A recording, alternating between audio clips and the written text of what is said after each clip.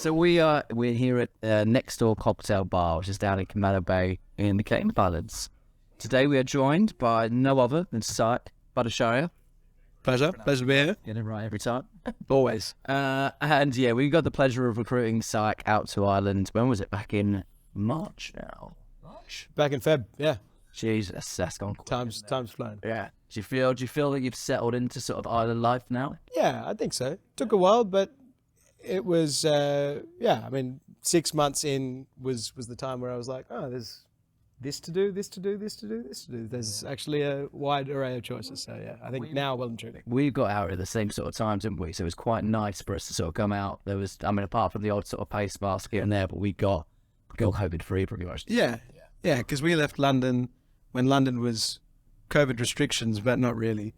And we came here when COVID restrictions had just stopped being a thing. So no, it was freedom o'clock, I think. Yeah, definitely. So look, what we're going to do, as you probably already know, we're going to fire some hot questions at you to give people a bit of an understanding of what it's like.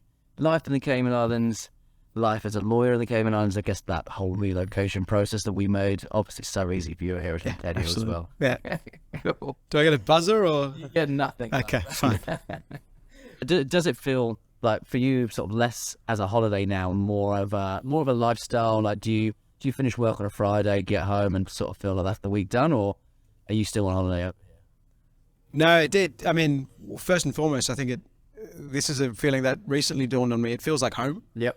That was important because I came back from Australia where my parents are, and I was actually pretty happy to be coming home. In terms of work life, yeah, you occasionally, I mean, the job of a corporate lawyer is that, you're kind of at the behest of your clients when they need it. Yep. But I think here, the interpretation of when they need it is a lot stricter than when they need it in a London or a New York, where you can say, do you need it on a Saturday? Are you actually going to look at this on a Saturday? Can we do this on a Monday? So, I do find more often than not, London does seem like a life away, where you can actually switch off more often than not. Yeah, definitely. Nice.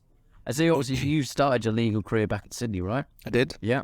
How was it? Obviously, you've worked in sort of 3 jurisdictions now, so back in Australia, London, here in the Cayman Islands. How does it all compare? Like, do you pick a favourite, or are they all completely different? Completely different, but I think the common thread is there are Aussies everywhere. That's definitely something I've noticed. I think it's just different, right? So, I mean, Sydney, that's where I sort of cut my teeth on the work. London supercharged my learning, and I kind of did the time. And now, I think the biggest sort of adaptation for me was coming to the Caymans and actually going, well, now my role on this transaction is quite different. Yeah. And so I still remember the first sale agreement I had to comment on, for example. Yeah. I was going to town until I was pulled up by the partner going, mate, these are all good comments, but I don't think this is your job anymore. So, it's going to take some time. I paid an extra for that. Exactly. So it's just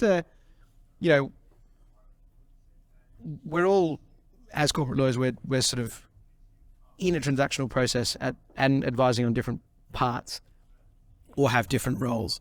I think this is just a different role in the corporate life cycle or the transactional process, which I've now come up to speed with. But yeah, it's quite interesting because I've now seen London private practice. I've now seen London private equity. Yeah. And now I'm seeing sort of Cayman corporate. So it's just like I've seen the end-to-end life cycle of the, the private. You spent a bit of time in house as well, right? Exactly, yeah.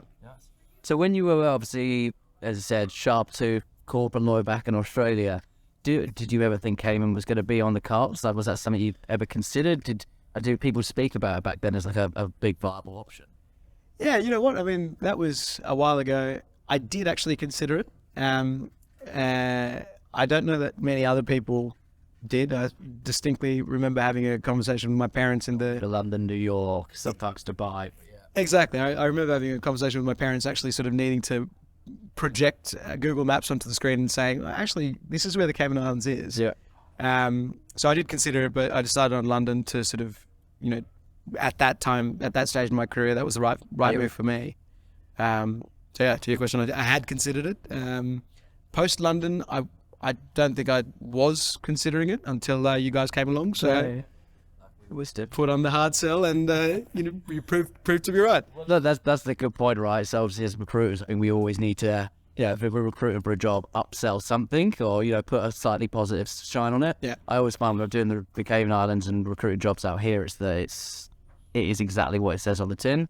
You do finish work at a very sensible time, the things you do after work, the social life. But, tell me a bit about your conceptions of what Cayman was going to be like, and has it sort of just blown it completely out of the water in terms of what it is? Or Yeah, it's an interesting one. So, I think in terms of, most of my steer as to what the Caymans was going to be, not knowing many people on island.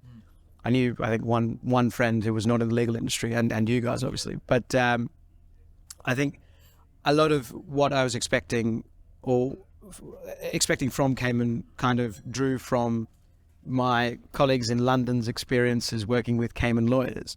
And so there was a lot of sort of preconceptions about what the work would be like. So that was, I think, the most concerning factor for me. Concerning in the sense that this is going to be a massive change for me, coming from my background.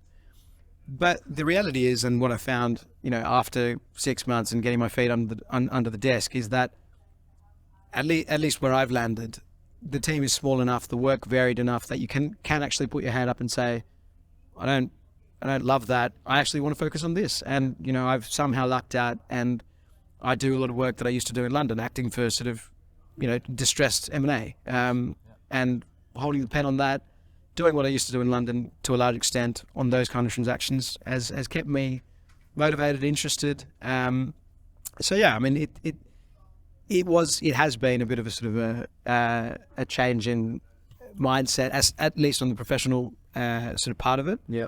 I think on the personal part, it's, as you say, it is exactly what it says on the tin, and that's how it's proved to be. I live on the beach. I go scuba diving every other weekend, and I have a great social life because I'm not running red lines on a Friday at 10 p.m.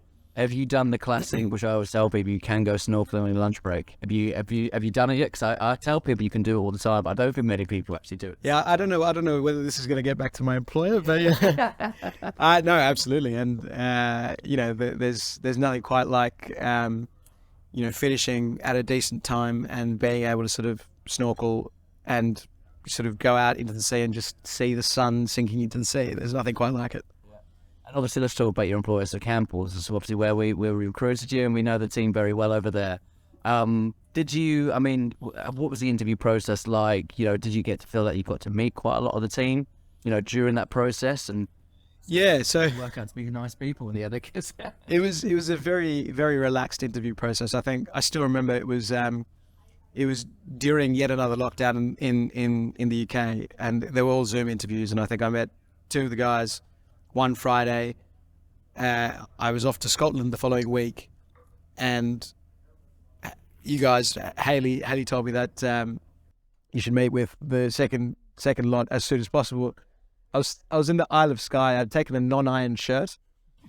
I was currently wearing shorts and a non-iron shirt, and I just chatted to these guys, and it was just a conversation, and it wasn't like a grilling or anything like that, because I think a lot of it is, if you've done your time in a proper financial sort of centre, like a New York, even a Sydney, London, everyone is kind of capable enough, and it's kind of like, what do you like to work with? And that was the real sell for me, because we spend a lot of time with our colleagues, we spend a lot of time in the office. I'd like to be working with people that I like. Sounds kind of pretty fair comment. I think so, yeah. Yeah.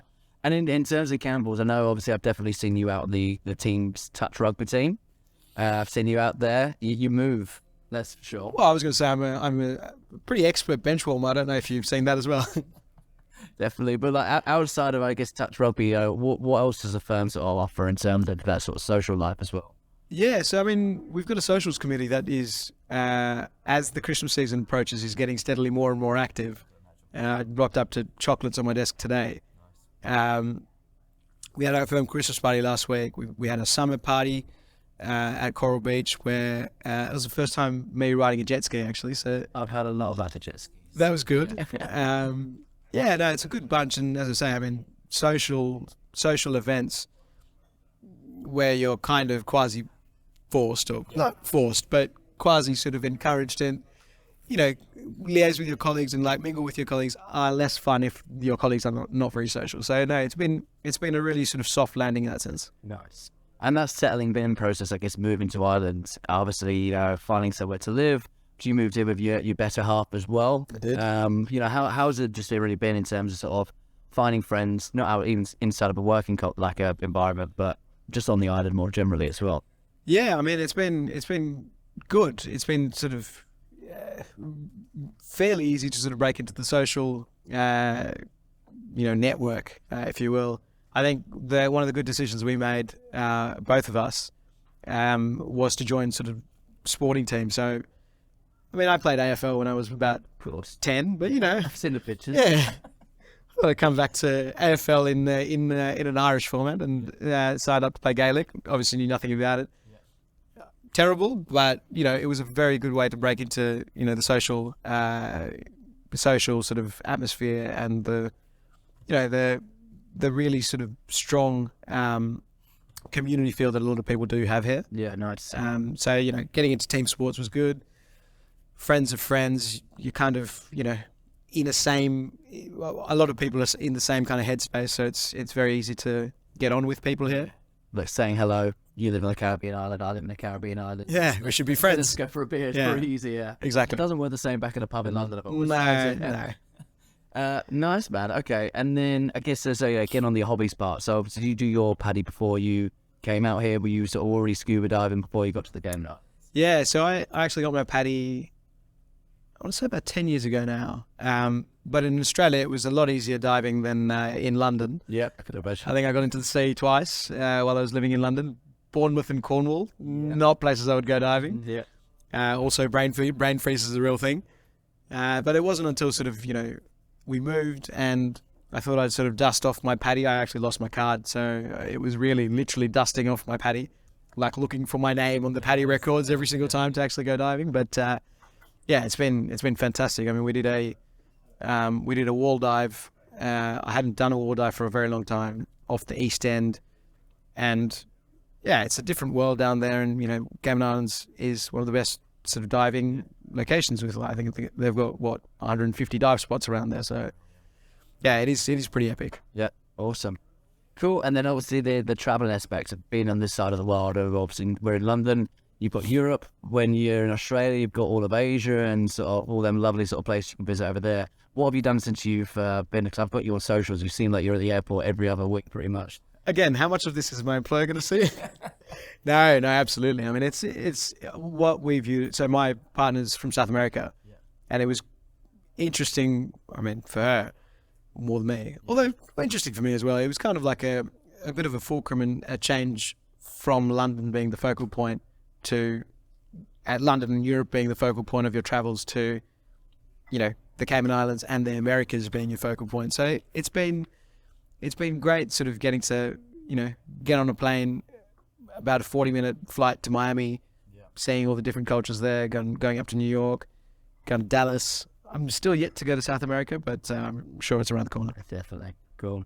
And I guess finally then, what's sort of your, all the boys out there that maybe thought about an offshore career once, probably have got a message on LinkedIn from definitely myself, Haley, and probably about another 1,000 recruits out there as well. But them preconceptions of, why people move offshore, like have you got sort of like, not a message to them by any means, but like, what would you sort of say to someone that was considering the same move? Yeah, it's a good question. I mean, I think the life aspects of it kind of speak for themselves. It is, as you say, what it says on the tin. Yeah. On the work-life balance, again, that kind of speaks for itself as well. It is really like that. It is, what we thought it would be. On the work aspects, it is actually easier than certainly I thought to be doing good work and to be sort of putting your hand up for, this is what I used to do. I'd kind of like to do this again. Kind of like to sort of do it with a different focus. And I think just the nature of the market is that you get involved in much more sort of US-led or LATAM kind of based deals, where in London you would do less of that because you've got the European market and the London market is so big. Again, it's a bit of a change in focal point, and it does arm you with new skills and new learnings that, have been quite interesting to me. It's just been a journey of constant learning. It's not like your career stagnated or anything like that. So that was really sort of important for me. Nice. Perfect. Well, it's good to be here with you. Good to be on this journey with you. Lovely. Yep. Agreed. Let's go.